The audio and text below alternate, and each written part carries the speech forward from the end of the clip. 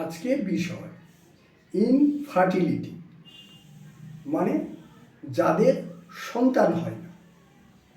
এই ইনফার্টিলিটির একটা প্রধান কারণ হচ্ছে মহিলাদের ফ্যালোপিয়ান টিউব ব্লকেজ।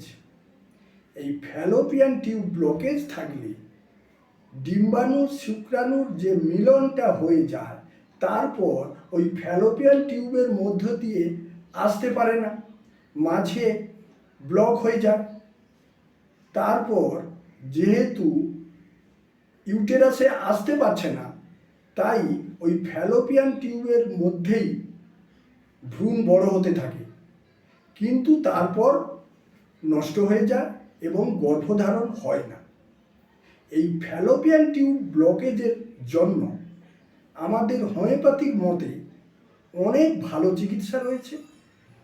আপনারা এসে তার বিধান নিতে পারেন।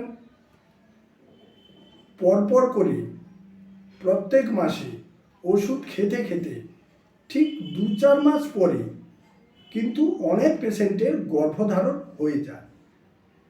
আমি ডাক্তার অরূপ সিংহ টাল, নমস্কার।